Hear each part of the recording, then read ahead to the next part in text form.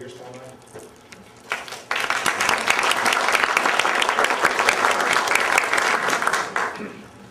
thank you very much. So, I think this will be an interesting event, and it's quite an honor to have so many people that are Mountaineers. Hope you're all happy. Let's we have 3 different speakers today. Is this working okay? Hold it down to your mouth. Like that? Is that better? Yeah. Okay. Yeah, we have 3 different speakers today, and I'll introduce them at the end of some brief remarks I'll make to start things off. It's one of my favorite quotes.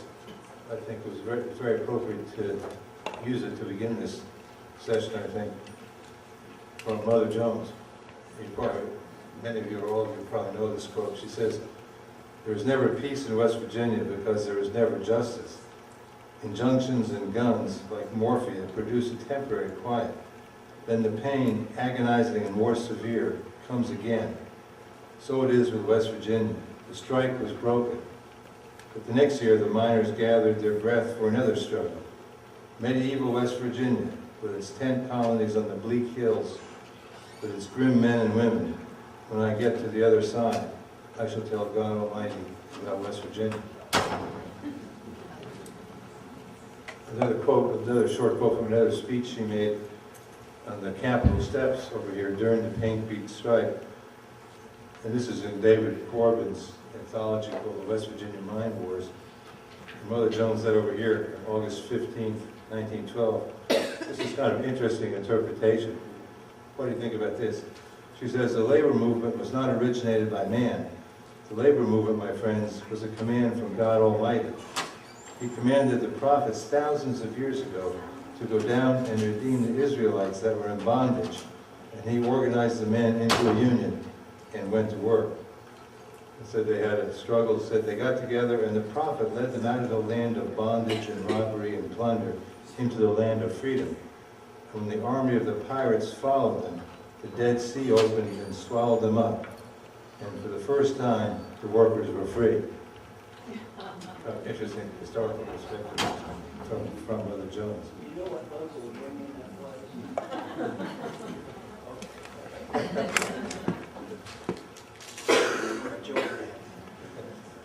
I'd say we'll obviously be focusing on the Paint and Cabin Street strikes of 1912 and 1913.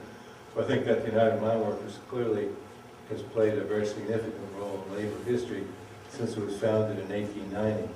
And one of the most significant parts it played, I think, was in the 30s, when it became one of the first unions to really help to spark a lot of organizing in the 1930s that led to the formation of strong unions in many industries throughout the country. Another interesting book you may have seen that just recently came out by a gentleman named Dale Payne called The Mine War, 1912-1913, Cabin Creek and Paint Creek. And I think it used to be available in the bookstore over here too. But it is an interesting collection of quotes, photographs, and documents about the mine wars. And some of the documents that he has come out, I don't know if you've heard of this, there was a 2,114-page recording of this hearing, but there was hearings held in the United States Senate, I think in June and September 1912. And they were printed by the U.S. Government Printing Office in 1913. And were called Hearings Before a Subcommittee of the Committee on Education and Labor. And they investigated what was going on in Paint Creek. Just an example of some of the interesting things you could find out that you probably never knew before if you look through this huge hearing. One gentleman named Mr. Hurst from Eskdale was being questioned at the Senate hearing, and he said, he was talking about stores. He said, "I'm not speaking about the Eskdale company store. I mean all the other outside stores." Someone says, "Well, do you buy breakfast bacon?" He said, "Yes, sir." "How about side meat?" "I couldn't tell you about side meat. All I knew was about breakfast bacon." "How about potatoes?" He said, "I can't give you an exact quotation of potatoes. I can't give you the exact figures. I never paid any particular attention." It goes into interesting details. And then finally he says, I know tomatoes cost 10 cents at the company store, but I could buy 3 tomatoes for $1.25 at another store." And then the senator asked him, Mr. Hearst, how about coffee? For instance, Arbuckle's coffee, or Broken coffee, or any kind of coffee, or Witten's coffee, or Sunbeam coffee, or any make of coffee. And Mr. Hearst said, I do not believe I can give you any quotations on coffee. I've not paid much attention to it. We never drank any coffee for 2 years. There's just some interesting things in this hearing you probably weren't aware of or never heard of before. So maybe some of these people didn't drink coffee for a large period of time. I'll go back to a more serious level. Let's mention a couple of other books. In fact, we should have really prepared a bibliography of materials about the Payne Cabin Creek strikes. And if anyone's interested, I'll try to put something together, or we'll try to put something together, and we can email it to you if you want. But there's a huge number of documents that were written by numerous people, including the people on our panel today. Let me mention a couple of books before I introduce them that I've always been particularly impressed with. One is by Ron Eller. I think he still teaches at the University of Kentucky, I think. And he wrote a book back in 1982 called Miners, Mill Hands, and Mountaineers, Industrialization of the Appalachian South between 1880 and 1930. And it's kind of a fascinating account of what happened during those years. And one little fact he pointed out, he says, 1923, there were more than 700,000 miners in the country. Between 23 and 27, more than 200,000 of those miners lost their jobs. And by 1925, practically all the miners were non-union. This was even after the Payne Cabin Creek strikes and the Blair Mountain battle.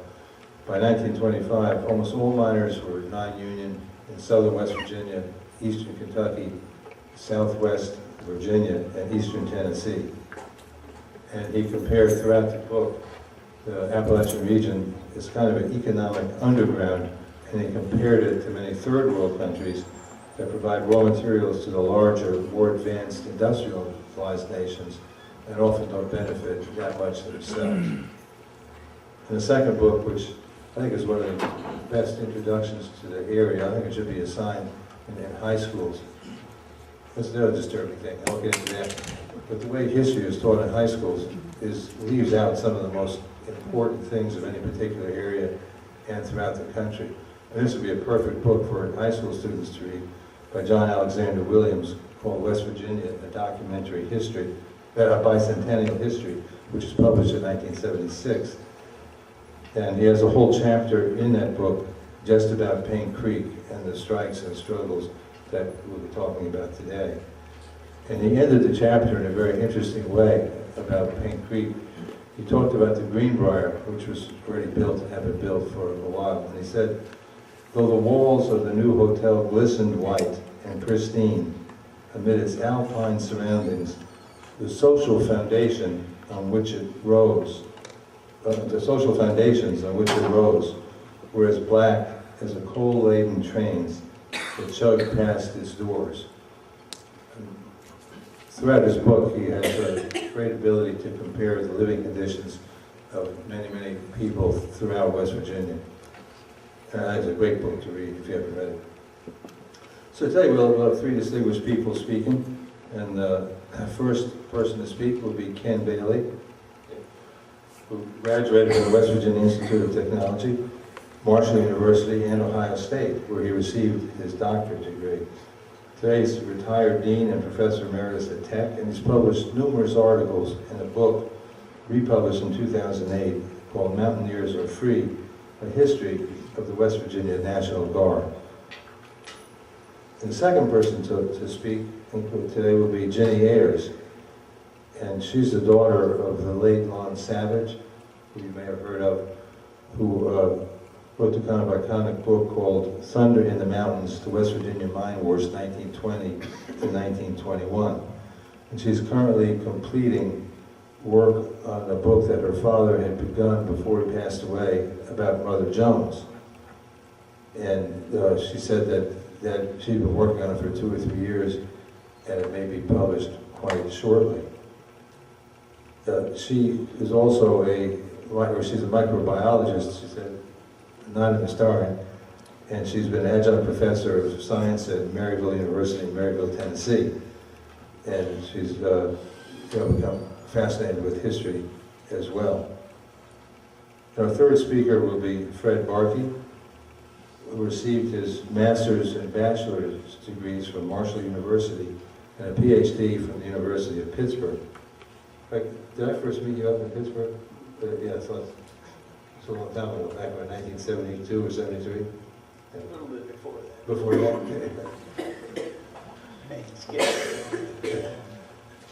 He is the West Virginia Graduate College Professor Emeritus, and he's also taught history during his career at the University of Charleston and at the West Virginia University Institute for Labor Studies. So I hope that gives you some little idea about what we'll be talking about today and the people who will be speaking. And with that, I'll introduce the first speaker, Professor Bill. I'm just trying to think how I first learned of the Paint Creek, Cabin Creek strike, and I'm not 100% sure, but I think that was when I interviewed a gentleman named Price Williams. Some of you all probably remember him. He was a resident of Pratt. He had been a school teacher in 1912 at East Bank. When it first opened, the first year was there, he came there from Raleigh County and began to teach and stayed, settled down, and had family, lived there ever after. And I believe it was probably Otis Rice, who was the chair of the history department of West Virginia Tech, who told me about Mr. Williams and that I ought to interview Mr. Williams. And I did, I'm happy to say, and got him on tape. And we have him here at the archives. And if anyone wants to hear it, Brian has put it on the speaker system here. You can hear it somewhere later. It's about 25 minutes. It's not terribly informative about the strike, but to sit with someone who sat when those incidents occurred, who saw Mother Jones, who saw the Baldwin Felt Guards, who saw all of these things taking place, which is really pretty thrilling to me. And I believe that was my first introduction to the subject. However, since that time, I became more interested in it because of the book on the National Guard, as the National Guard spent about a year on active duty in the Paint Creek area. I also wanted to give you a little bit of a PowerPoint presentation to start our program today, to give you an idea of what the eastern part of the county was like in terms of population, minors, that kind of thing at that time, and talk about some of those issues. And then after everyone else has made their presentations, I'd like to tell you a little bit more about what the National Guard did on Paint Creek, Cabin Creek during the strike. I also wanted to point out to you this little pin, UMWA, of course, was critical to the events that occurred on Paint and Cabin Creek in that year. And this happens to be a pin of my great-granddad. Now, he wasn't from West Virginia, he was from Pennsylvania, but recently I was showing my niece over here this pin because my father had left it to me, and I got to looking at it more clearly and realized that the gentleman had joined in the very first year it was organized, which I had not known before, so that makes it much more valuable memento to me. I might also say that Dad had his own pin, a 70-year pin. He lived to be 90 years old, so he was a member for 70 years. Now, the Paint Creek, Cabin Creek strike zone was pretty widespread at one time and included more than just Paint Creek and Cabin Creek. However, it started out, of course, and what we hear about, the activities, and probably most of those you're going to hear about today, occurred on those two creeks, Cabin Creek and Paint Creek, but it was much larger than that. And the action occurred in that concentrated area of Paint Creek, Cabin Creek. Now, for those of you who aren't familiar with this, and as I look around here, I doubt there are many that aren't familiar with eastern Kanawha County, but for those of you who aren't familiar with it, here's Paint and Cabin Creek here. Cabin Creek running southward from the Ohio River, from the Kanawha River up into the mountain, and Paint Creek on this side. When the strike occurred, a strike zone was declared, and that extended from about where Slaughters Creek is, near Shillian, I'm sure most of you are familiar, up to the edge of Kanawha County and up to the edge of Fayette County. As time went by, the miners on various parts of the eastern part of Kanawha County got involved, so the strike zone actually was increased, but originally was this area of roughly about 100 square miles. Coal mines developed in this area way back before the Civil War. In the 1850s, Fields Creek, Armstrong Creek up in Fayette County had coal mines. Paint Creek Coal Company had a mine extending up the Paint Creek Valley and had its own little railroad. I thought that was very interesting in as much as there was not a railroad for its link to. So obviously there was some kind of a tipple down on the Kanawha River where the coal came out. Production in this area, like things throughout West Virginia and most of the East, was disrupted by the Civil War. But after the war, the railroad, which had been started, and actually some of the road bed had been completed between Charleston and Huntington prior to the Civil War. After the war, capital was acquired, and they were able to complete the railroad by 1873 through our area. That allowed Cabin Creek to become a major coal-producing region. But Cabin Creek was not the earliest, although it became the biggest area of coal production along the Kanawha. Mining throughout our state became much more important, particularly in our area, after 1873, and grew large enough that the state took cognizance of the fact that here was an industry that needed some regulation, had a lot of activity going on, and someone needed to be in charge. So they created a Department of Mining and appointed a chief mine inspector, 1883.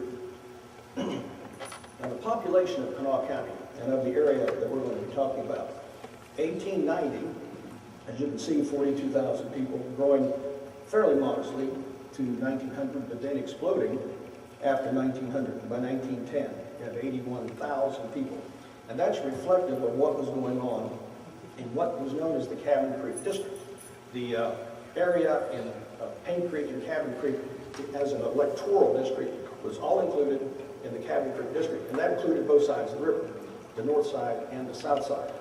And it extended from everything from what was known as the Malden District eastward to Fayette County. And as you can see here, the growth was phenomenal, tripling between 1890 and 1910, all based on the introduction of the railroad, which allowed the opening of the coal mines, and consequently importing numbers of workers, whether they were Native Americans or from other countries. One of the things I found quite interesting is that for those of us who live in this area now, for us to drive up Cabin Creek and Paint Creek and see some of the towns that used to be, we would have no idea of the populations that were there in the early years. However, if you could look at this, which is from the 1913 Geological Survey, quoting figures from the census from 1910, you notice that many of these unincorporated towns are listed. Those with up to 1,000 population. And Winifred, for example, 1,500 people. We had K Ford with 1,000 people, and some of the others with 300, 500 or more people living in them, just much, much larger than we would have thought. However, if you think about the fact that by 1910 there were 21,000 people on both sides of the river in the Cabin Creek District, that makes sense. Now, what about the mine statistics before this strike occurred? I decided to take a look at 1910 as opposed to 1912 because the Department of Mines annual reports were on a fiscal year. They went from July 1 to June 30. So if you took a look at July 1, 1911 to June 30, 1912, you would have had figures for an area in which a strike was already occurring. And I couldn't be sure, and I wanted to be, that they were counting all the mines. If they had evicted a bunch of folks, and if other things had occurred, were they really counting all the employees? I wanted to try to compare things that were of the same standard. So I took a look at the mines and miners in the strike zones. Now, different sources give you different figures. The book that Paul mentioned a few minutes ago, and that is Mr. Payne's book, which is really, really nice. It has great pictures and great information about the strike. Said that there were some 86 mines on those two creeks, and there were 7,500 employees. Another source, Wikipedia, which we all know you have to be careful reading because you don't know where to get the information, indicated there were 96 mines with 7,500 employees. And these totals, once I got to looking at it, are for all of Kanawha County. And Kanawha County had mines throughout the county, up Elk River out in the western part of the county, eastern part, all over the place. So it wasn't just on Paint Creek, Cabin Creek. So what did we have there? On Paint Creek, using post office addresses, I found 11 mines with over 700 employees. On Cabin Creek, 41 mines with 2,238 employees. That was quite a few. And by the way, I just added these up from looking at the Department of Mines report 1910. And then along the south side of the river, there were other mines. And these would be at places like Crown Hill, at Culver, at East Bank, that weren't specifically on the two creeks. Also on Morris Creek up in Montgomery. On Cabin Creek, I discovered there were 22 individual companies, the largest of which I'm sure was the really one that got a lot of attention, the Cabin Creek Consolidated Coal Company. And on Paint Creek, there were only two companies specifically on Paint Creek in Kanawha County. The largest was the Paint Creek Collieries Company. The other was the Immigrant Collieries Company. Now, as far as who these folks were, it was very difficult to tell just in the Cabin Creek district who was white, who was black, what nationalities and so forth, simply because I couldn't be sure I was counting the right mine. So what I did was take a look at all of Kanawha County.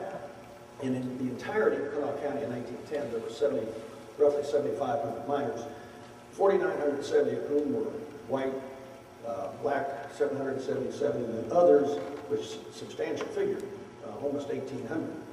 And the others are broken down partially. The largest single group were the Italians, followed by the Polish, followed by Hungarians. And then, believe me, it was a tremendous number of other countries that were represented. Just about any place you can imagine except the Orient. I didn't find any from Asia.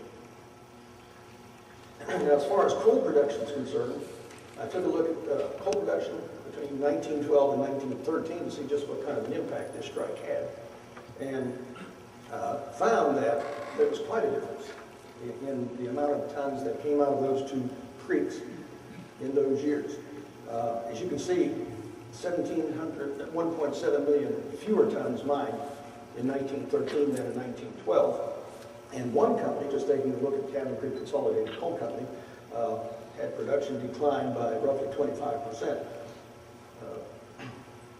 over that one year's strikes. Now, it was even more drastic on Paint Creek, where the Paint Creek collieries really were affected by the strike, and that would be expected. What may be even more surprising is that Cabin Creek was able to produce that much coal, but as I'm sure Fred is going to tell you, that's where a lot of the transportation folks were taking, those miners who were brought in from other places to replace the strikers in those mines. Now, I'm going to come back and talk to you all a little bit more about the National Guard later after Fred tells you about the socialists and the strike. Is that so? That's correct. Someone second. You are. Oh, I'm sorry. No, I guess not. I got out of order. Sorry. He assumed too much power, didn't he? Charles Cabin. Must have been it. That could have been it. I'm Ginny Ayers. I'm the daughter of Lon Savage, who actually grew up in Charleston. So I have still a lot of family around here. And my father, as a kid, would hear some stories about the mine wars, and that's how he sort of got interested in researching and writing about the 1920-21 mine war, and wrote the book Thunder in the Mountains. And in the process of doing that research and writing that book, he became interested in Mother Jones. She played a role in the Thunder in the Mountains episode, but he became interested in her and her role in the 1912 and 13 strike, in which, of course, she played a huge role. And so he started researching and did a tremendous amount of research and writing, but he didn't finish the book before he died in 2004. And so I decided to take it up and try to finish the book, and I'm getting close. But in fact, this is actually my first time speaking publicly about the book, and so I'm really excited to be here, and I have to thank my friend Merritt Moore for emailing me a week ago, or not even a week ago. She said, I'm going to this forum, you want to go? And I'm thinking, well, yeah, sure. And so she emailed Paul Knighton, and he said, well, you want to be on our panel? And I'm like, well, okay, sure. So here I am, and glad to be here. And as I said, we still have, I still have family here, and as things will come full circle, my brother Ned Savage, who's sitting right over there, is back living in Charleston. He grew up in Virginia, and I think our dad would be thrilled that he's back here. He's just moved here just a few months ago, and is to do a plug for the East End Main Street. He's working for the East End Main Street Development business, I guess, or organization, and marketing and running and managing the East End Bazaar, which runs every Saturday from 9 to 3. So there you go, plug for East End Main Street Bazaar. So to get back to the book starts out with Mother Jones' entrance into Paint Creek in June of 1912. She had heard about, she'd been reading the papers and had heard about this unrest that was going on. Paint Creek at that time had been unionized, and they were struggling with coming to agreements over the contract. The contract had expired on April 1st, and negotiations broke down, the miners walked out, and so that's when the strike really began. There was a lot of unrest going on. The mine guards were a big issue, and basically with the strike, the contract issues were pay was one, and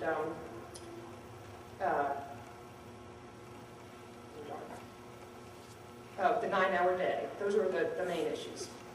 And so Mother Jones read in the paper about what was going on, and she came barreling across the country on the train, pulled into Charleston, hopped on the train and headed to Paint Creek.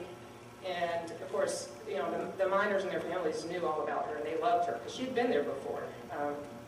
Actually, Cabin Creek 10 years earlier, she had become organized, and she had played a role in that, but that didn't last very long. So the union was out at that point. Well, she came back to try to get things going again with the union. And that summer was a restless summer, to say the least. There was a lot of strife, a lot of violence. There were sporadic shootings, some killings. Eventually, by September 1st, well, and even before that, National Guard troops were called in. General Elliott was the General Adjutant General, right, who called in the troops. And eventually the Governor Glasscock, declared martial law on September 1st. And things kind of settled down. But with the troops there, the miners were a little bit happier because they kind of liked the troops better than the mine guards. They felt like they were being treated a little bit better. But still, there were issues. Things settled down to the point where in October, martial law was lifted. But in the meantime, things like the scabs were being brought in. There was a lot of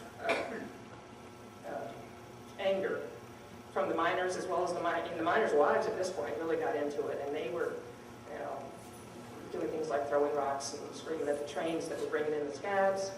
So again, martial law was declared in mid-November.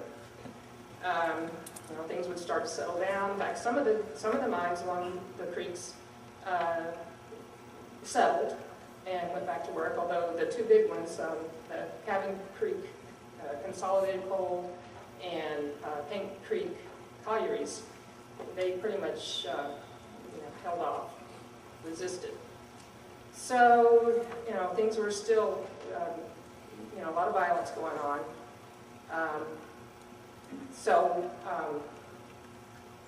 Let's see, it was mid-December, martial law was actually lifted, although it was not publicized. There was a little blurb in the paper, but nobody really noticed. And so people, most people thought that they were still under martial law when they really weren't. So things were kind of continuing on. We went through the elections, and Wilson was elected and so forth. And through January, a lot of politics going on, but early February, there were some shootings, and the bellwether big event that occurred was the Bull Moose Special, which was a train, armored train, 2 cars, that was used to carry the soldiers around up the mountains.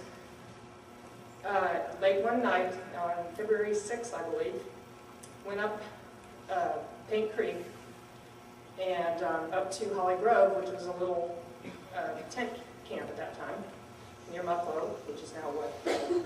Gallagher? Yeah. And there was a shootout. Big shootout between the soldiers on the train and the miners in the tent camp. Both shooting, of course there was, finger pointing in both directions. I won't get into that. You can read the book about that. One miner was killed and another injured, or actually a woman was injured. And of course this just inflamed the miners even more. And so there were more shootings. The miners were out on the mountaintop, on the mountainsides, and shooting down. And the National Guard was shooting, and so there were all these skirmishes going on. In the next few days, there were arrests. They just started going through and just scooping up miners and throwing them in jail. Mother Jones was one of those that was arrested. In fact, she was arrested in Charleston and taken back to the strike zone and put in, she was actually put in a house. She was boarded in a house, but she was still in prison. So she was held in prison for almost 3 months. And during this time, then the military commission came into Pratt and set up office there, and they conducted these hearings and trials, basically, which was, of course, another issue that a military commission could try civilians, and especially as Mother Jones, wasn't even arrested in the martial law zone. So a lot of interesting legal issues going on here. So eventually, I think mainly the governor wanted to, and at this point, the governor was Governor Hatfield. Martial law had been declared for the 3rd time after the Bull Moose Special. That was inherited by Hatfield, and he was trying to settle the situation. He basically wanted to keep Mother Jones quiet while he got things settled. And they dispensed with the prisoners in various ways. And she was eventually released in May, at about the time that things were getting settled. It ends up with that there was a settlement. It still wasn't satisfactory to most of the rank and file. They were starting to think that the union officials were more interested in just getting things settled and getting them back to work without really dealing with the big issues that really weren't pay at that point, or even the 9-hour day, but just the treatment from the mine guards and not being able to just live a normal life and shop where they wanted to shop and pick up their mail at the post office and all those things. So things, that's sort of how things ended resolved, and but it wasn't really resolved. And several years later, then we have the 1920-21 strife, the Battle of Matewan, and or the massacre of Matewan and the Battle of Blair Mountain. So it goes on. So I will turn it over to Dr. Barkey and tell you about socialists.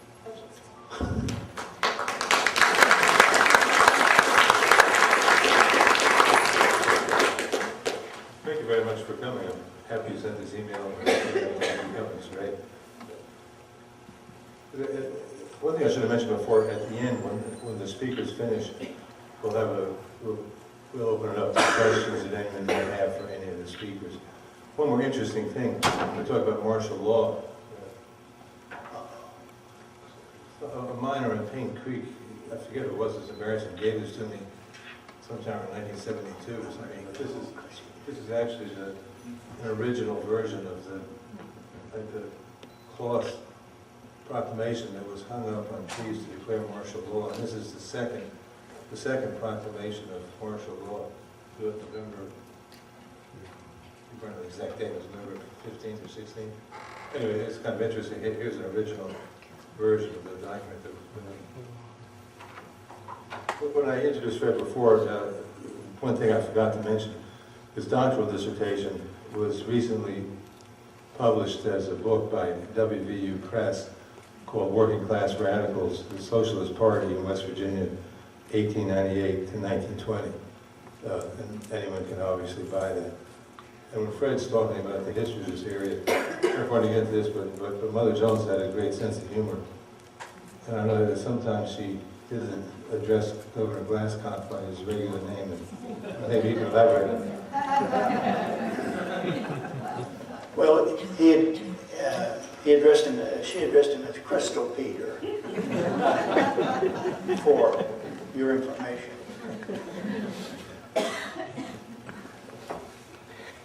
You noticed in the introduction to Ken, my friend Ken Bailey, I've known for maybe 100 years, that he was at West Virginia Tech.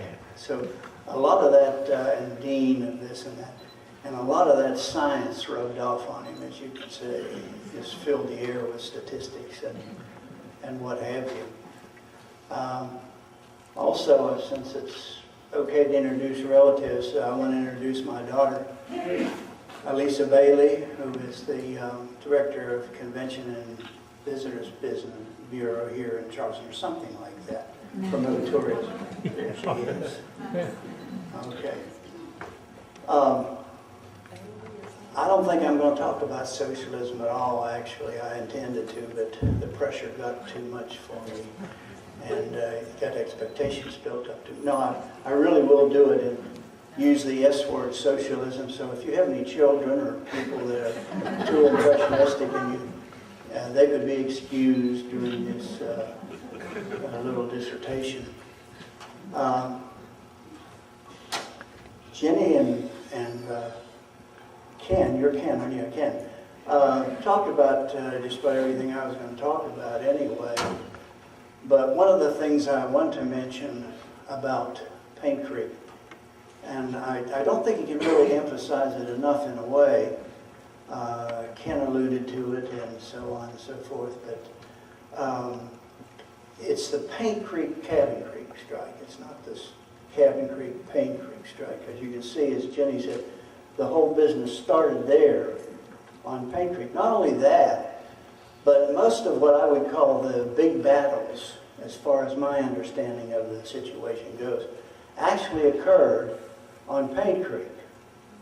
Now, as Ken mentioned, Paint Creek is a huge area, all right, going from the Kanawha River up to Mahan, or as they up east call it, Mahan, clear up almost to Oak Hill.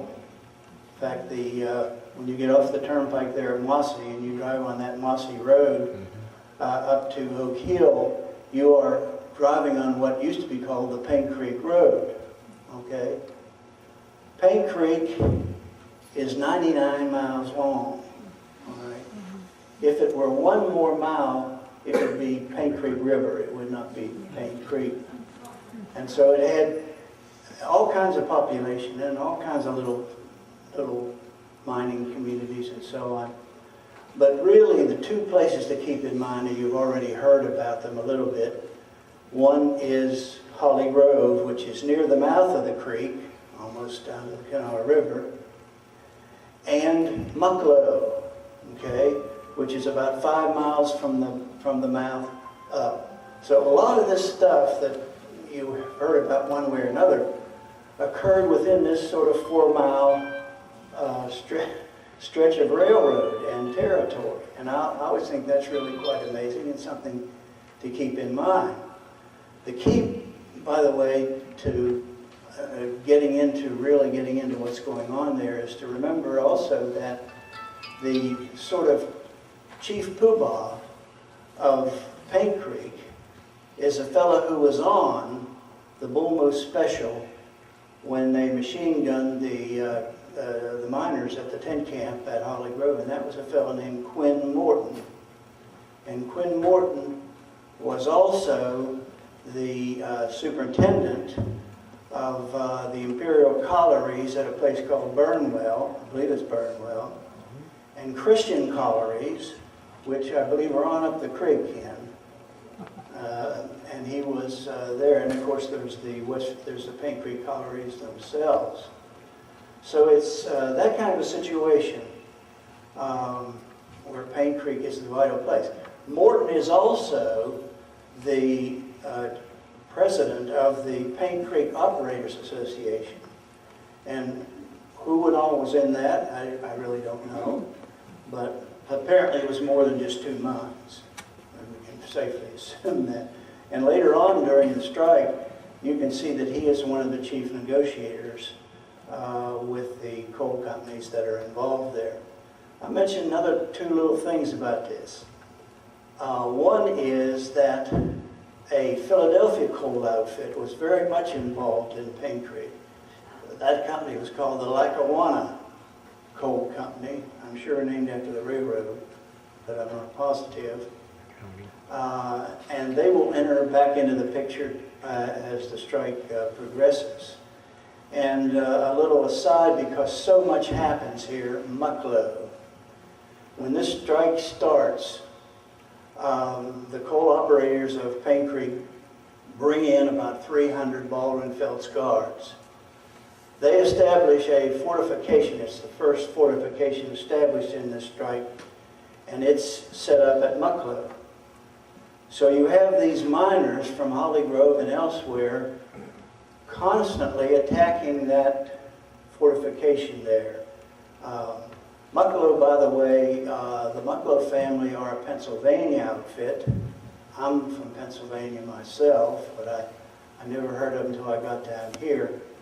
But the Mucklows are from Scranton, Pennsylvania. And I was walking into my office down at West Virginia State University. It is now one time, and there was a Toyota Supra parked there, and the back license plate said Mucklow.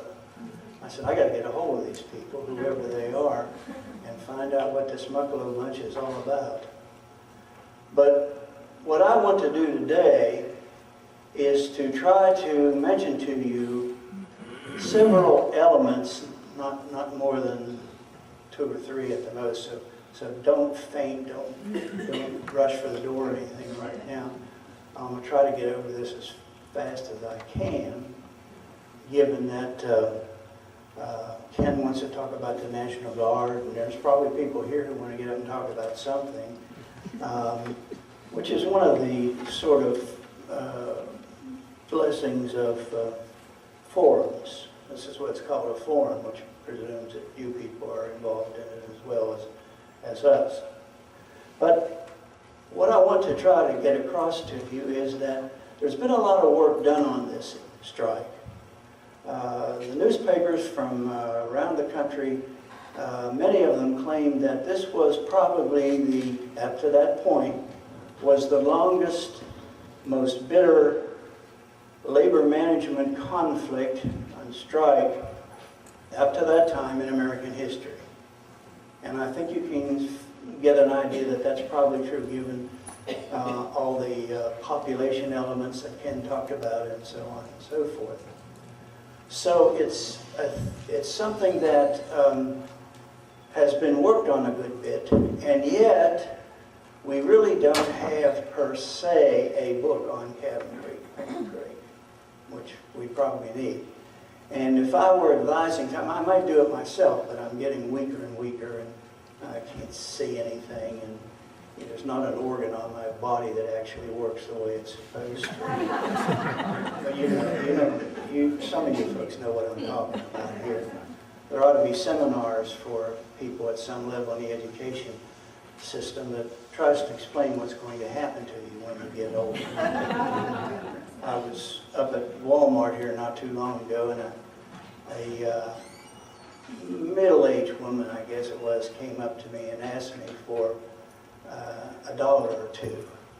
And I don't usually give out dollars or $2s, etc., but I just took pity on her. I said, okay, here, and I gave her the $2, and she walked off, and she got about from here out to that banister, and she turned around and came back, and she said, I just want to tell you that I appreciate you giving me this money. I really do need it.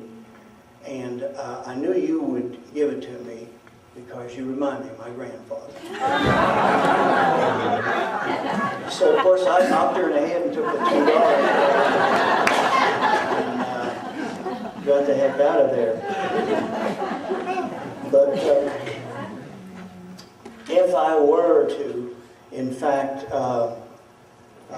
do a book on this, there are a couple elements that I know I would include because I feel like I have actually contributed to the body of knowledge that has accumulated around this tremendous strike.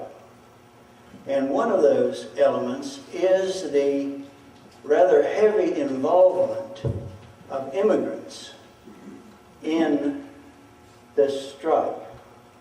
Now, of course, a lot of the transportation people that Ken alluded to, which means in labor circles, scabs, or strike replacements, or whatever term you would like to use, were indeed immigrants.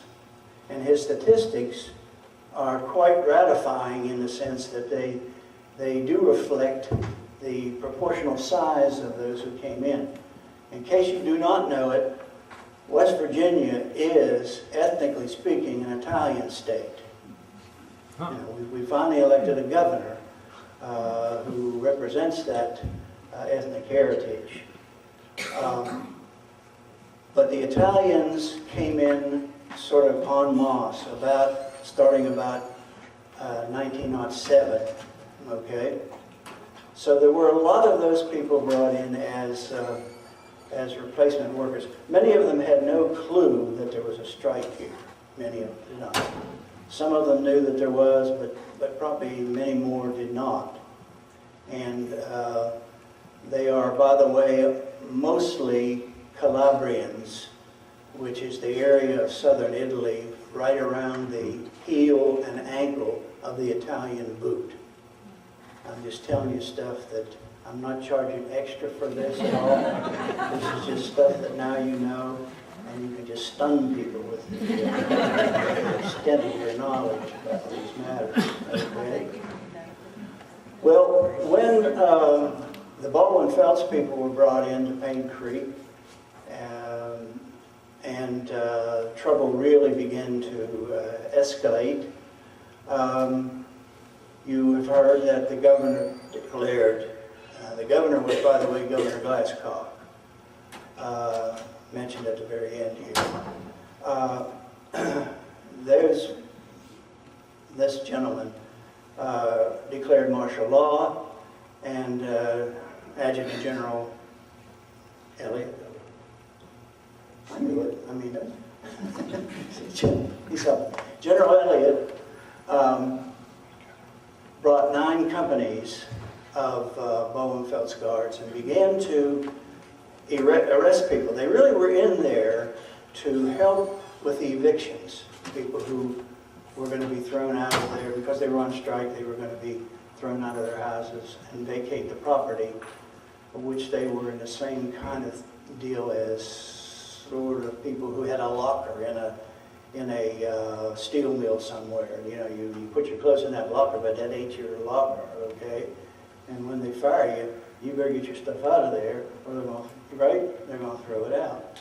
So they were brought in to help with that, and also to put down any smart butts that, you know, were making trouble all the way through the area, which they very efficiently did, and to disarm as much as possible both parties, be they guards, detectives, or be they minors. All right. Now, what's interesting about that is, for my little subject here of the involvement of the immigrants in this thing, is that the first people arrested in any kind of significant numbers whatsoever were immigrants, okay? And represented two major sectors of the immigrant population. Of course, Italians, okay? As I said, more Italians in West Virginia than any other southern state up through this period. The other group were Greeks, which might surprise you. 22 Greeks were arrested and thrown in the Huskow. All right? Now, what they were finding out, the Greeks, by the way, in the main, worked up in Boone and Raleigh County. If you're familiar with that territory, you're familiar with Whitesville in Boone County. From Whitesville back into Raleigh County for about 10 miles, maybe a little bit less, you had property in that so-called Cool Fork Coal District that were owned by the Four States Coal Company. The Four States Coal Company named a lot of their mines after the daughter of the first superintendent up there. So they were places like Dorothy, if you've ever heard of Dorothy, Sarita, okay, and of course Whitesville itself. These people heard about the strike apparently and came down to help their fellow coal miners receive some justice, and they were clapped in jail. All right.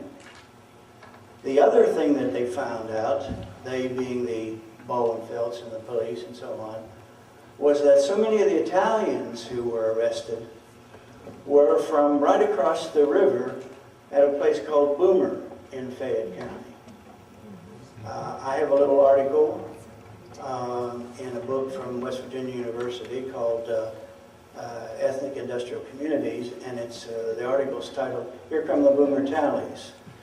And it's all about this heavy group of Italian coal miners up in that area. Most people think of Italians in West Virginia. What part of the state do they think about?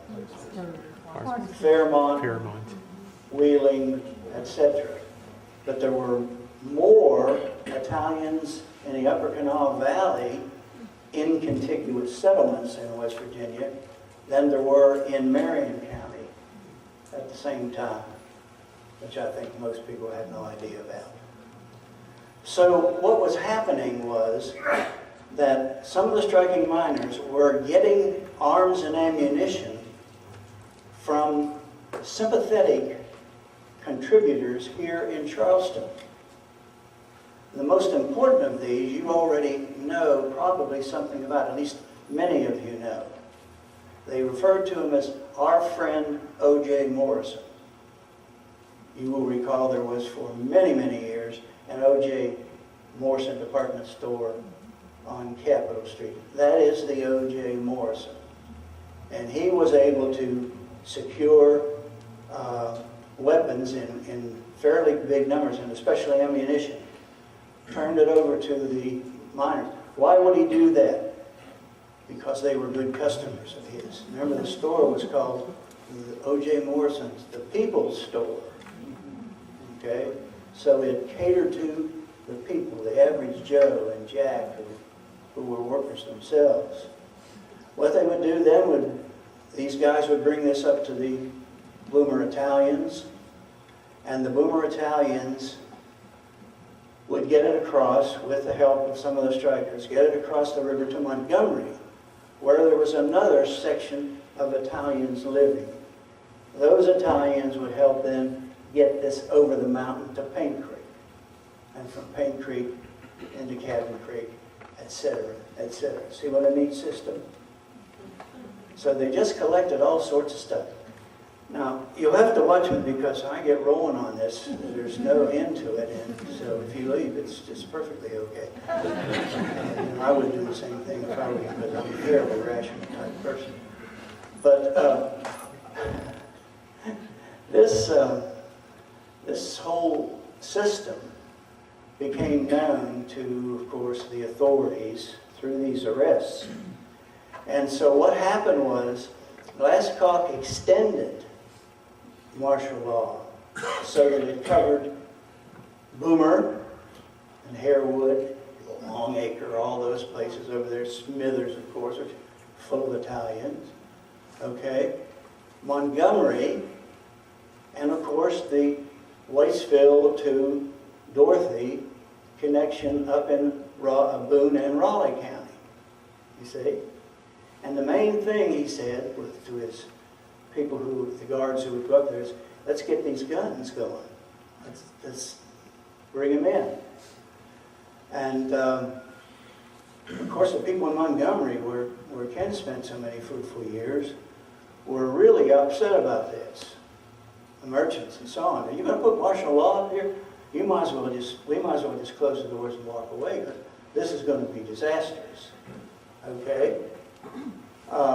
We can't have that. So the citizens of Montgomery, being good citizens and civic-minded and so on, decided we're going to appeal to the governor. We're going to get this removed, and we're going to have a big meeting about it. We're going to have a plan about it, and we're going to collect these guns, and the governor will remove the martial law. And they had such a meeting. A couple of the retired officers of the District 17, Ben Morris was there, and so on and so forth. So they have this deal. They're going to collect guns, and they're even going to go over to Boomer and collect guns over there. And one citizen had a brainstorm, you know, who was there at the meeting, and a flash of brilliance, the light bulb went on. And he said, wait a minute. If we're going to collect these guns, we better collect a lot of guns, because governor is no fool, and he knows that up in this mine district, there's at least 2 rifles and a pistol for every man, woman, and child up here. And so they really put an effort in and collected guns. And the governor actually did remove the extension of martial law for those people. Well, my point is, not only in the beginning of this, but on through the strike, you will see Italians, especially, involved in the ongoing daily affairs of the strike. And I will mention my favorite people, who are the Spinellis. The Spinelli came originally from over in Calabria. I think the city was Cacuti. And he came over here, lived in Boomer for a while, and married an American lady by the name of Nellie Elizabeth Bowles.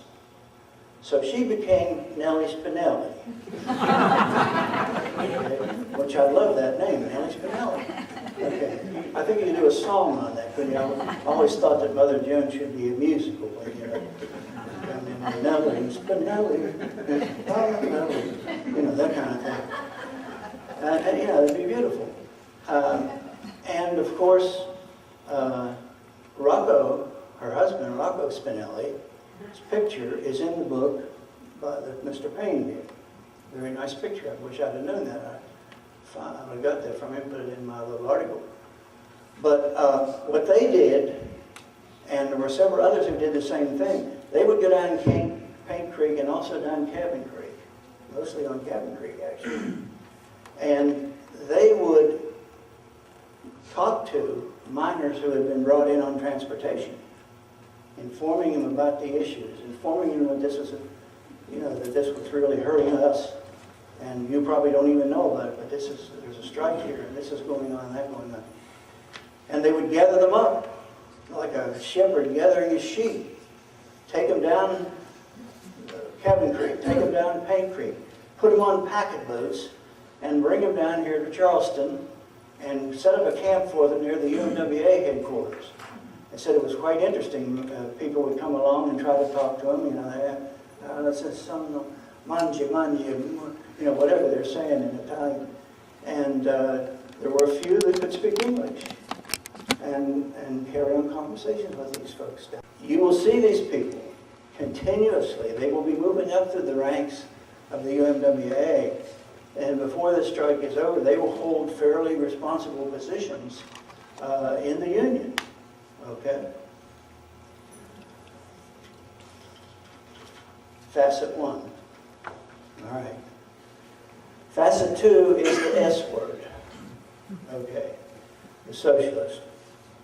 What I would argue, by the way, is that more immigrants played a bigger role, or as big a role, in this Cabin Creek, Paint Creek strike as probably any other labor dispute in that period in the country. Can't prove it. But this is what my students call a Barkeyism. It's something that Barkey says without a whole lot of empirical evidence to substantiate it, but it could be true. And that's the beauty of teaching, isn't it? I mean, you have all this power to do that, to even create history while you're talking to them. And ask them questions and answer it yourself. I tell my students, you see, I answered both of those questions, and I'm having a wonderful time. If it wasn't for the tuition and the salary, I wouldn't even need you at all. That's the way it works.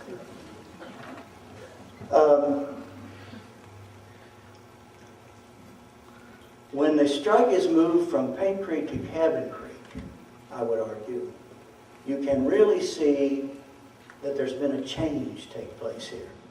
And that change is reflected in the number of people who are involved in the strike and who identify themselves as members of the Socialist Party.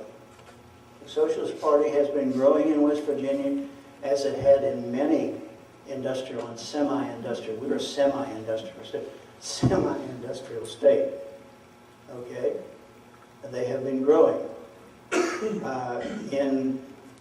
In West Virginia, it really starts about 1904. The first socialist newspaper established in 1904. You guess all day, and you wouldn't guess where it was established, thinking about the area today.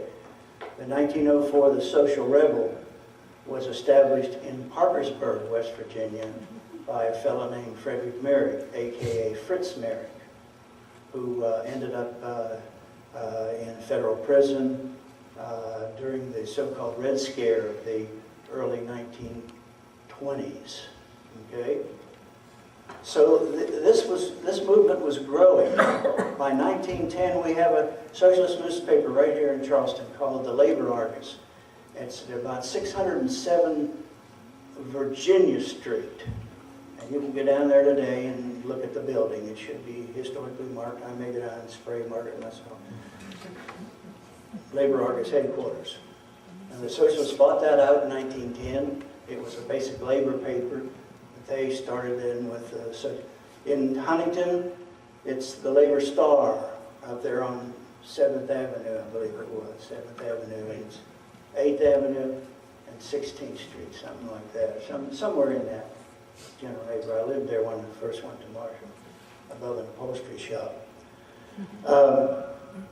That's not important, don't take any notes on that. Okay. The man that's generally credited with helping to spread and been the most interested in spreading this strike is, of course, Frank Keeney, Charles Francis Keeney. His great-grandson teaches at, I want to say West Virginia Southern. West Virginia Southern, Charles Belmont Keeney III.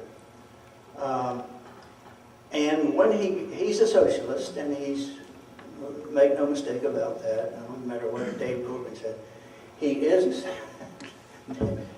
a socialist, And he became one about 1904. There was a strike on the lower part of Cabin Creek. His parents participated in that and were evicted from their house and so on. And that was a trauma for this young man, and he became a socialist because of that.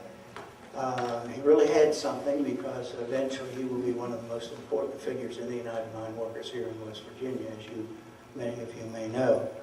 He goes over to District 17 headquarters, try to get help to spread the strike into Cabin Creek, and they tell him, we just don't have enough people, we just can't do it. And so this is where Mother Jones enters the picture. He contacts Mother Jones, who was herself a socialist at that time, and who previous to that was a UMWA organizer back in the 1902 strike. She eventually resigned as a UMWA organizer, although Jenny may want to correct me on all this. And so here we have Keeney.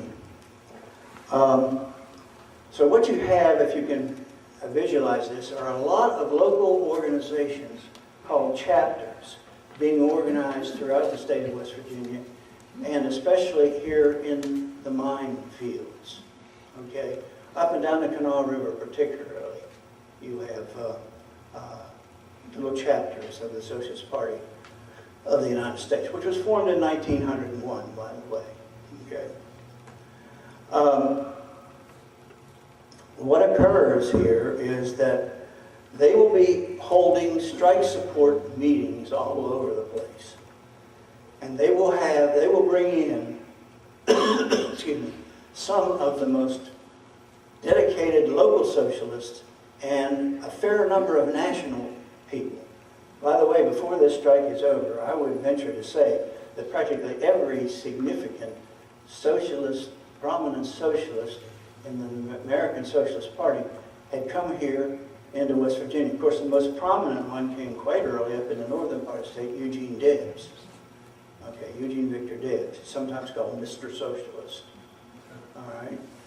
And in fact, right about this time, as this strike begins, Mr. Socialist comes down here at Dickinson Street, you know, where they have that little island in their Capitol in Dickinson, and it goes by old Stone and Thomas right in there. He's in there for a mass meeting with 2,000 or 3,000 people, support these strikers, change the capitalistic system. Dun, dun, dun, dun, dun, dun, dun, dun. Okay, and here we go. Local people like Harold Houston, Parkersburg lawyer, who will become the UMWA's general counsel. He will be the counsel of record at the treason trials up in Charlestown later on after the Blair Mountain business, until they get rid of him and put A.M. Belcher in. But he's a very influential and important fellow. When I was doing a lot of my work on this, I would go out into the field and I had to interview people, because it's the only way I could get information was with oral history. And I was absolutely amazed how many people that I interviewed had Houston in their name somewhere, you know. Either first name, middle name, whatever. They named him after Harold Houston, prematurely gray, haired fellow, very handsome, they said. I interviewed his daughter. She used to live right down here on the boulevard. Her husband was an optometrist here in Charleston. But Harold Houston, a real stump thumper of the first order, he gave a beautiful talk, okay?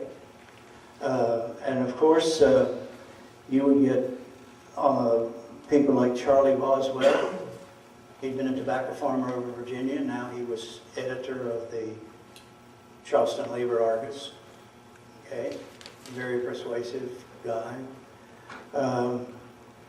You would get Charleston's own socialist city councilman, a fellow by the name of Dallas Tickle. If you go down on the west side on Washington Street, I don't know if it's still there or not, you will see Tickle Upholstery there down there. Maybe ever notice that? Tickle Upholstery. That's the family. There's the family. They're the descendants of Dallas Tickle, elected to city council here in 1911. By the way, first socialist elected into a public office in West Virginia, in southern West Virginia, excuse me, was not from the Cabin Creek, Paint Creek area, but was from the Washington Magisterial District, which, as you know, some of you or most of you know, is out towards Allen Creek and out there. That was all coal country at that time. Okay. See, here again, I'm not charging anything. I mean, this is just, and you're thinking, thank God he's not charging anything, because this is not worth very much, and I'd be embarrassed to actually give him what. Most of these people had these meetings at independent communities. And I did a speech one time down at Boone at Appalachian State University at the Appalachian Forum, which I called Islands in the Stream. I was trying to get across to them how important in a territory like ours, which has got the most coal camps, historically speaking, of any state in the Union. In fact, Fayette County has more coal camps than any county in West Virginia, so that makes it a dream place to do studies of what it's like in a coal camp. But these islands in the stream, even in Fayette County, you take a community like Gatewood. Anybody knows where Gatewood is? Between Oak Hill and, what's the other? Fayetteville, thank you. You should remember it's Fayette County, Fayetteville. Gatewood, on Gatewood River, exactly, he knows. And talk about the National Guard. The National Guard commander complains about Gatewood and said it's been a thorn in our side ever since the 1902 coal strike.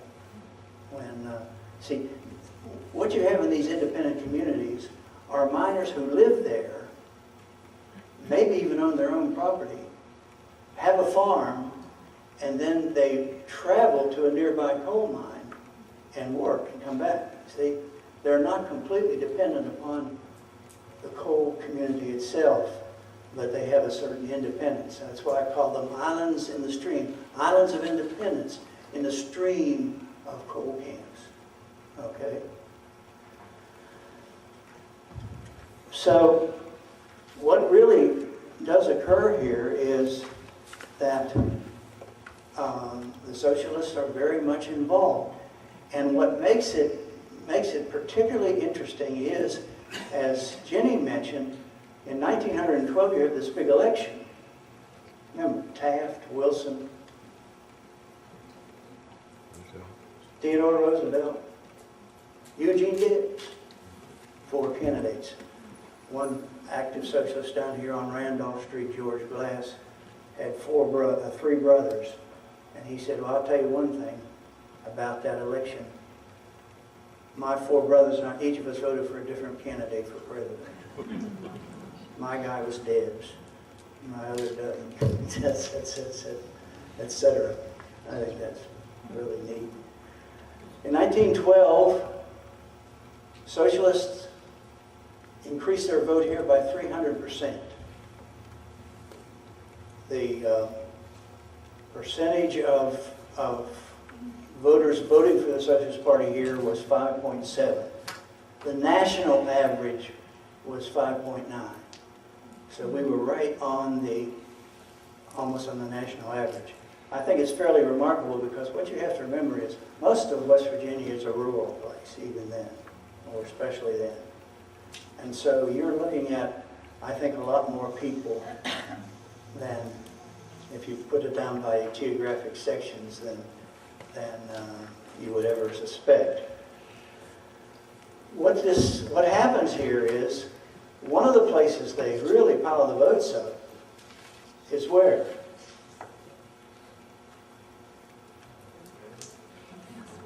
Cabin Creek, Paint Creek, which goes socialist in 1912.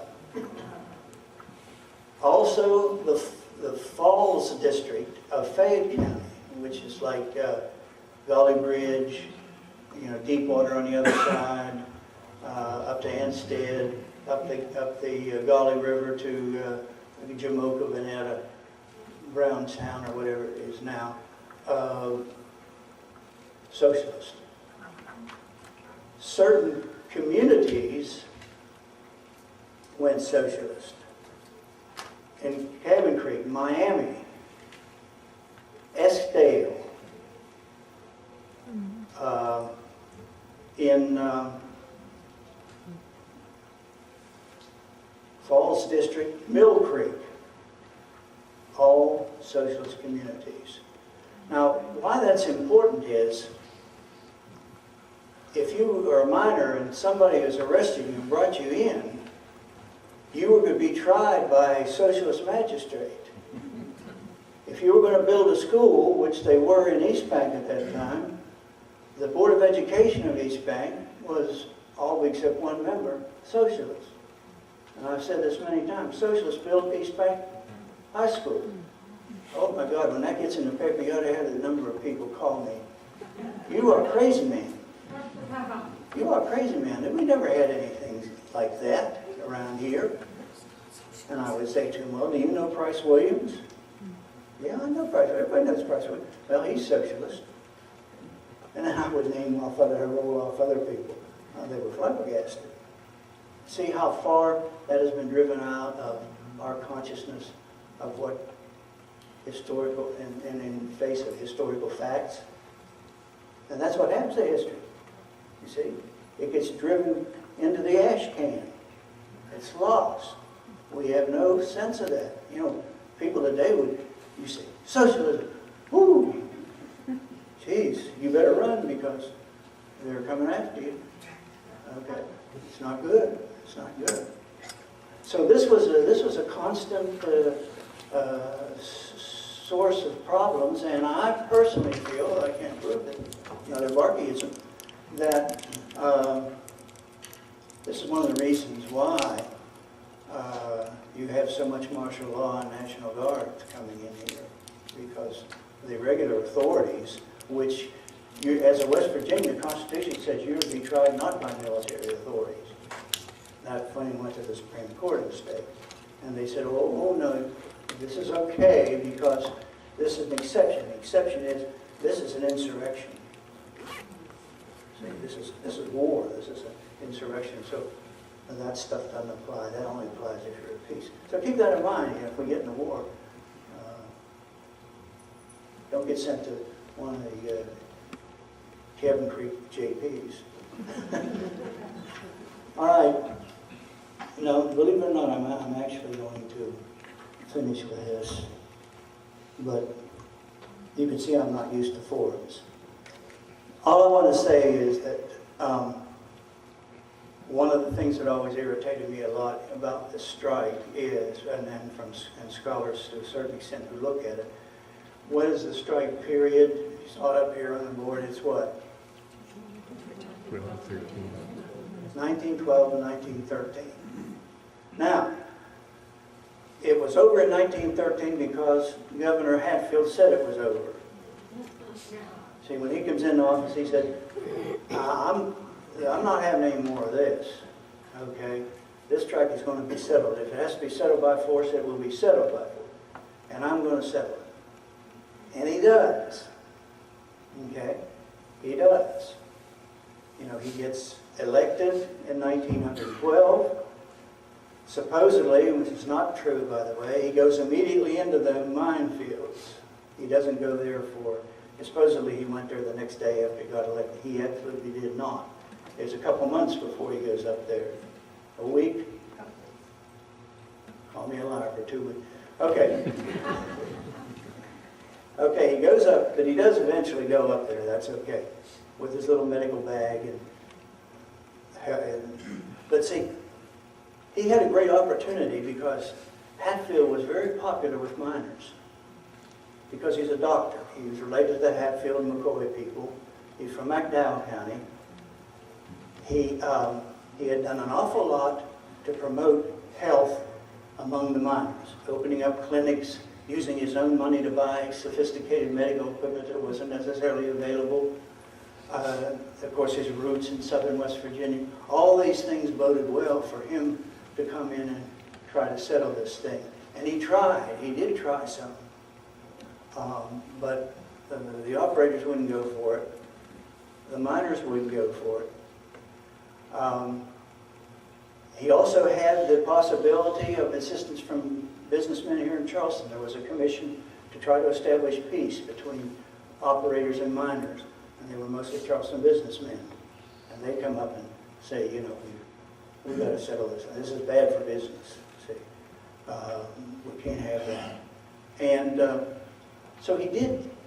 He had a number of advantages, but it didn't happen. And I want to argue a little bit about why it did not happen. One of the reasons it did not happen, one of the reasons, I think a powerful reason was that, again, it goes back to the socialist group in that area. Because he had bad timing in that regard. Because what was going on was that the Socialist Party, and not just the Socialist Party, but the labor movement in general, but the Socialist Party in particular, was splitting in half. Splitting in half. The old socialist approach was this: build unions, that will increase class consciousness among the workers. That will in turn be reflected in them going to the polls and voting for socialist candidates, and pretty soon we'll have enough political power to straighten out this rotten system that we have. And not my words, their words. This rotten system that we have, you see. That was the way to go. Now, they won't vote socialist right away. Your timing has to be good. But encourage labor to have independent labor parties. That'll get them thinking in the right direction. And pretty soon the independent labor party becomes a socialist party. And we're in business. See? This was being somewhat overwhelmed by the idea of industrial unionism. Industrial unionism was the darling, the brainchild, really, in many respects, of an organization founded in 1905 called the IWW. Anybody ever hear of the IWW? Industrial Workers of the World. Okay? The most important of those was a fellow named Big Bill Haywood. Okay? An intellectual in overalls, if you will. Worked among the lumber people and canning people and so on out in the West. I love his book. It's called Big Bill's Book. That's what I want to write, Fred's book. So the IWW people were what we call anarcho-syndicalists. Now, don't be frightened. I see a frightened look on people's face when I say anarcho-syndicalist. Okay. What? Uh-oh. This is going to be bad. I can just tell you're buckling up your seatbelt. This is horrible. Okay? But what they're really saying is the size and power of American capitalists that we're competing against or combating ourselves with is so great that you can't depend on this nicey-picey political approach to change in America. Ain't going to happen, not for a long, long time. So what we have to do is attack them not at the ballot box, but at the workplace. See, at the workplace. And so what we want to do is have strong industrial unions. All these craft unions, you have to try to get them all together. It's a nightmare. But we want to have industrial unions. Does anyone happen to know the most important industrial unionist in United States labor history? I'm willing almost to give a reward on this.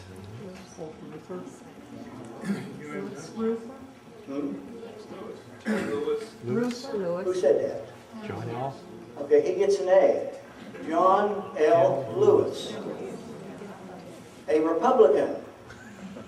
You didn't know John L. was a Republican? Right, absolutely. Most of you here in West Virginia think he's a Democrat, because he's a labor guy. He's a Republican, wanted to run for president on the Republican ticket.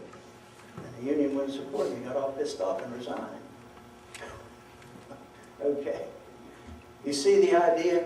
Strike, strike, strike, strike. Build strong unions. West Virginia, southern West Virginia socialists most particularly, were strong anarcho-syndicalists. They were one of the few states that would not vote to kick Big Bill Haywood out of the American Socialist Party. He was a member of the party. And they threw him out because they didn't like his approach. Because let's face it, at the workplace, a lot of these anarcho-syndicalists encourage sabotage, encourage slowing up production when necessary, and so on and so forth. That didn't set well with a whole lot of people, even the more conservative socialists. These socialists are called red socialists. The other socialists are yellow socialists, or slow-cialists, as their party comrades often call them. But what I'm trying to say to you is, I don't think you can really tell this story about Cabin Creek, Paint Creek, unless these nuances are somehow woven into the narrative. Okay? I may be wrong, because people are doing it all the time, but I really believe this is so. These are some of the elements that go in there. Thank you very much. Well,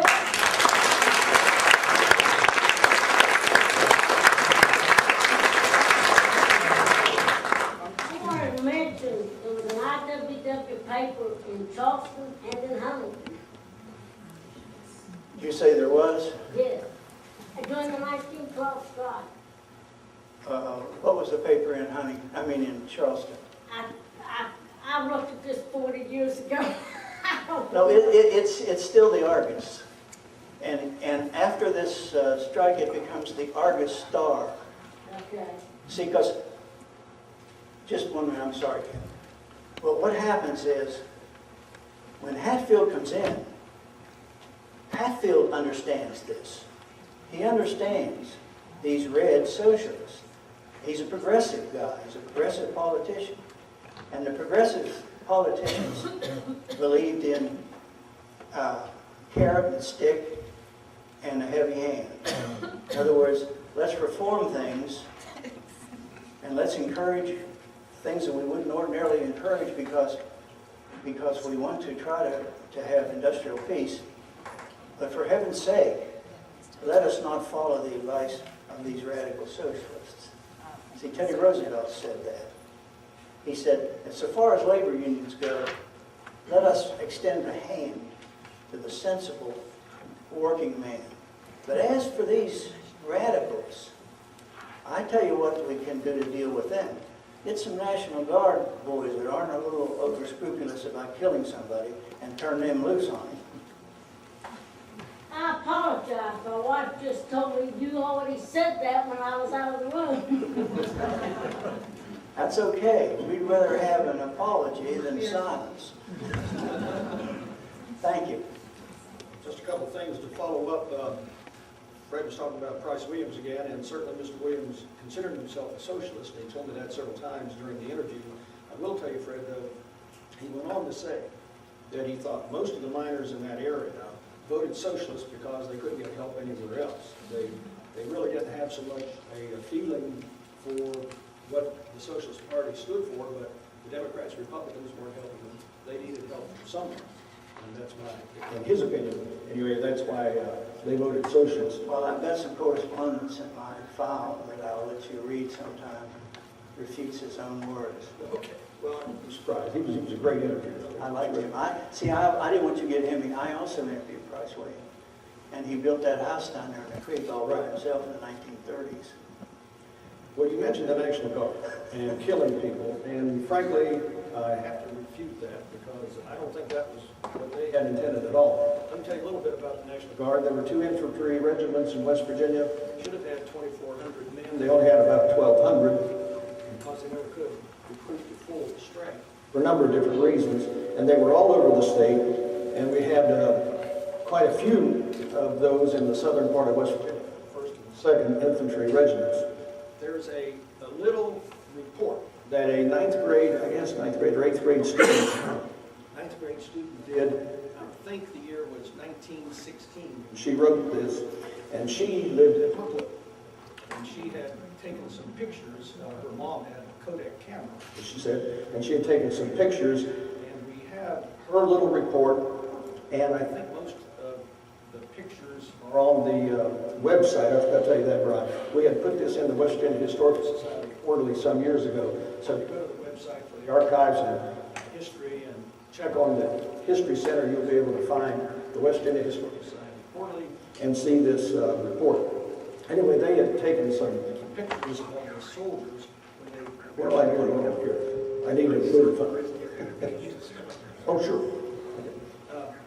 They had taken pictures of the soldiers as they came on to Paint and Cabin Creek, and she had preserved them and apparently used them for a term paper report in the 9th grade. It's a picture of some of the soldiers as they're marching along.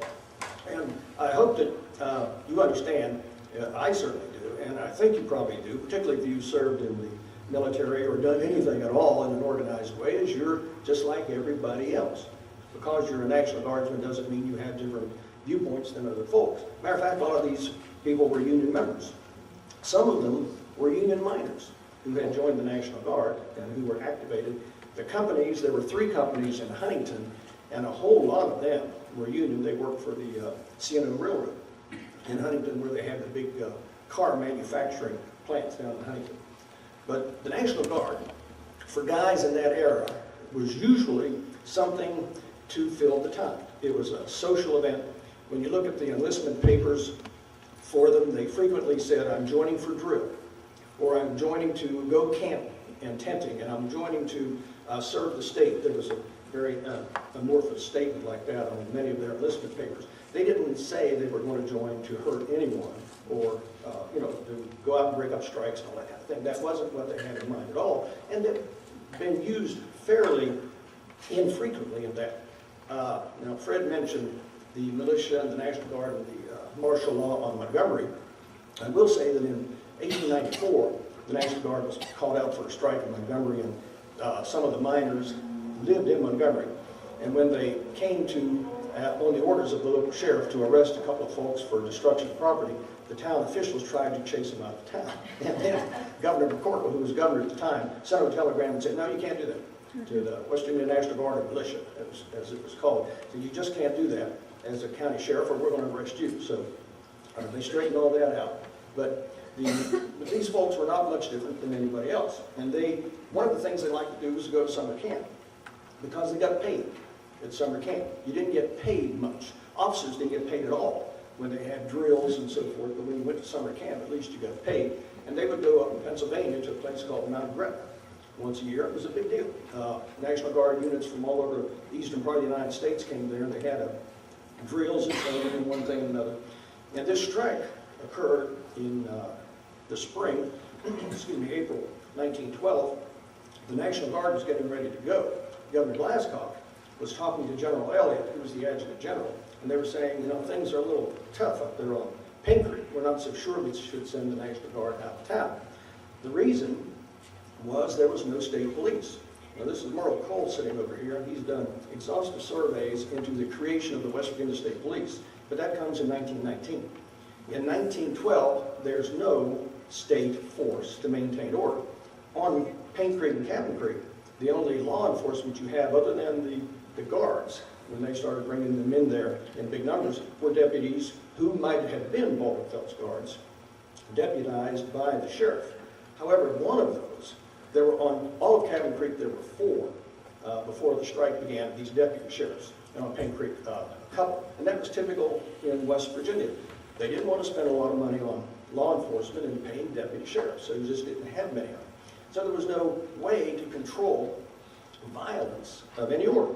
Now, it may have been justified. I certainly wouldn't say violence had not been justified, particularly in their eyes. But if you're an official, or even maybe a resident of the area, and looking around and see all this violence, you wonder who's going to take care of this, and how far is it going to go, and who all is going to be affected. Well, that eventually became the rule of the Guard. They didn't ask for it. It wasn't their intention, but that's what happened. So they were going to Mount Gretna in July of 1912. Things got real bad on Cabin Creek. The governor sent a letter telegram actually, and said, you've got to turn around and come back because I need you for controlling the folks up on Cabin Creek. And frankly, that's what they're going to do. They're going to control the violence. So he brought them back and sent them to Paint Creek. They were there for about a month before martial law was declared. Because at first, as was mentioned earlier, the miners welcomed the National Guard into their area. They saw the Guard as saving them from the depredations of the Baldwin Phelps Guards and from the things that they had suffered. So they were quite happy to see them for a while. But then as the National Guard was there, the companies began to bring in their transportation men, their strike breakers. The miners resisted that, violence occurred, and the governor decided he had to impose martial law for the reasons Fred mentioned earlier, and I won't get into all that again, but he imposed martial law in order to keep order. That was on September 2nd. The martial law zone was described when Governor Hatfield had become governor by the Adjutant General as a very large area. As you can see, he said, he sent the governor a letter, and he said this original territory was 146 square miles, very, very large, and then it had been extended to cover another 20 square miles with the subsequent issuances of the martial law declaration. So you're talking about a great big area. Now, once the National Guard had martial law, the governor told them to disarm everyone on the creeks. And Fred's mentioned that earlier. And they set out to do so, and they disarmed both the guards, and you can see some of the guards who are standing here, and the miners, and anyone who had a weapon. But as has been pointed out, a whole lot of these weapons were hidden and were not turned over. But literally thousands and thousands of them were, and they took them down here to the Capitol, the old Capitol, not the one we have now, down on Capitol Street, and a couple of pictures were taken of them. And there were literally bushels and bushels of pistols, I think something like 1,500 rifles, 4 or 5 machine guns, and you can see them sitting right here in front. And if you can imagine, those were not owned by the coal miners. They were owned by the coal operators and the Baldwin Phelps Guards. And they had bushels and bushels of pistols that were captured. And the martial law, which was declared, provided for the military to prosecute those who committed crimes in the martial law zone. So that meant a crime of any type. And one of the ones that and you would expect some of these, for example, interfering with military officers was a crime. Destroying railroad tracks, which some of the miners did, was a crime. But the one I liked best was there was a couple who were brought in for cohabitating in charge of adultery, and they were charged in martial law and given a sentence in the county jail. So anything that they considered to be illegal, and of course it was against the law at the time, could be tried by the martial law authorities. And the man who was in charge, the prosecuting attorney, if you will, was a fellow named George Wallace from Huntington. He was a lieutenant colonel in the National Guard, and later after this strike and after World War I became quite prominent in the Adjutant General Corps of the United States. Well, these soldiers were in service for nearly continuously for almost a year, starting out from July to October, and as Ms. Ayers mentioned earlier, things had improved a little bit in October, so most of them were sent home. However, one of the reasons they were sent home helped precipitate the reason for them to come back. In October of 1912, a new Guard force was established. When the National Guard got there in July, and then with the martial law in September, they disarmed the Baldwin Phelps Guards and made them leave. If they were not residents, they were not entitled to have a pistol permit in West Virginia, so they were able to deport, in effect, a lot of these guys. Well, that meant the National Guard provided security. The security, having the National Guard there, cost the state a lot of money. The state wanted to get out from under having to pay this bill.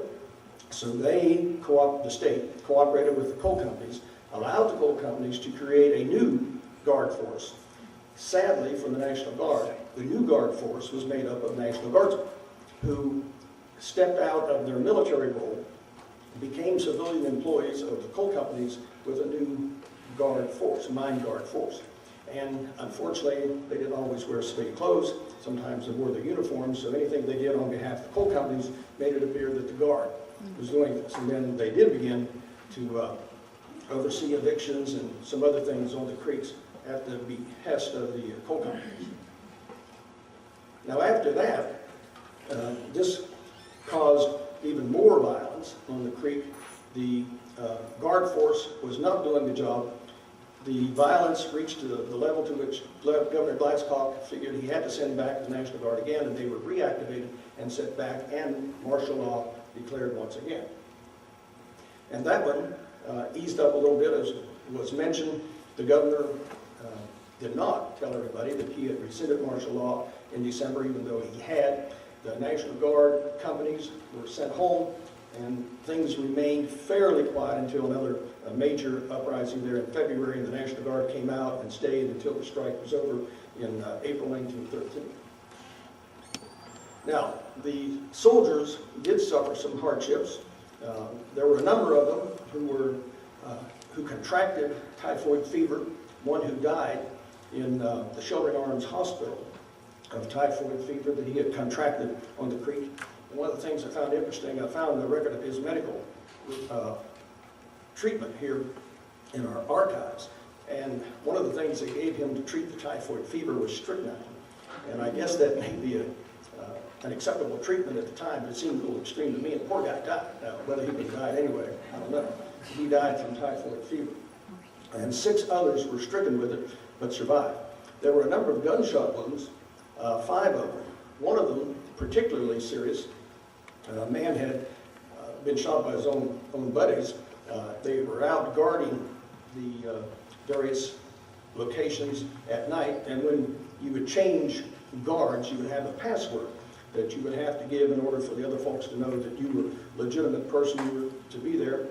And when he went up to relieve the guards who were there, they asked him what the password was, and he was kind of fumbling around trying to remember it. He said he dropped, and this is, by the way, in a transcript of a court of inquiry afterwards, and he said he was fumbling around trying to remember what the password was, dropped his rifle, and it went off.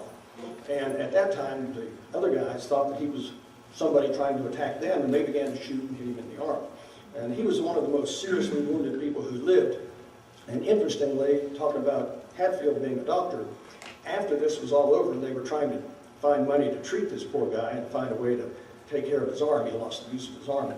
The Adjutant General wrote Governor Hatfield and said, this private wants to go to Pennsylvania to get specialized care. He said, I don't know if we can afford it. We've got to find somebody in West Virginia to take care of him. And interestingly, Hatfield writes back and says, I know all about this. No one in West Virginia can take care of this guy's arm. You send him wherever he needs to go. Of course, Hatfield being much more in tune with that type of treatment than the general, then the kid was sent to Pennsylvania. One died from ptomaine poisoning. I thought that was kind of interesting. A lot of us thought military food was bad, but it was probably not that bad. And then the Adjutant General himself was injured quite seriously. I don't know if you all are familiar with this, and I wasn't until I read this, but there were motorcycles that rode on railroad tracks. Apparently the motorcycle had some kind of tires front and back that fit on one of the tracks. There was a brace from the motorcycle to the other rail with a small wheel on it, and you could ride up and down the tracks. And General Elliott was riding one of these between K Ford and Leewood, and he said a dog ran out, jumped on the railroad tracks, hit the small wheel, and threw him off. He broke his arm and had severe lacerations around the head. But it wasn't fun service for these soldiers in many cases, and they certainly didn't want to be there. Now, what was the impact of this on them and the Guard? The Guard, unfortunately, became considered as a strike-breaking unit, and it affected their enrollment and enlistments for quite some time. In 1913, there was no war going on, so men weren't necessarily lining up to enlist. And for a short period of time, the miners resisted joining the Guard because of this strike activity. In 1916, there was a terrible flood up on Paint Creek and Cabin Creek, and the National Guard was sent to help the miners up there because they were suffering from houses being washed away and one thing and another. And many of them still remember what had happened with the strike in 1912 to the extent that they refused help from the National Guard. Soldiers lost their jobs. They lost their school year. Many of them were students at various collegiate institutions, some of them at WVU, and they lost their year, and many of them asked for discharges because they were the sole support for their families and for their dependents, and they couldn't do it because they were on service. And some professionals feared, particularly lawyers, that it would hurt their business, because once potential clients found that they had been part of the National Guard, they would give them their business. They would go somewhere else. And I have one letter from Major Kilgore, and I don't think it was Harley, it might have been Harley Kilgore, that indicates he had a very great fear of losing his business, and this was after the 1920 strike, because of his association with the Guard. And it was the last time that the Guard was used in a strike until 1974. And in 1974, some of you all will remember, we had a trucker strike dealing with some of the fuel issues in the country, and they were trying to gain more salary, and that was the next time the Guard did anything at all related to labor. Also, I think this letter indicates that the Guard didn't appreciate its use as a strike-breaking force and was looking for a way out. General Elliott wrote this letter to General Glasscock, and to Governor Glasscock, and what he said in effect was that we hope that this new proposed constabulary bill, which eventually becomes the state police, is passed, because we don't want to be involved in this, and we don't think private guards are the way to go.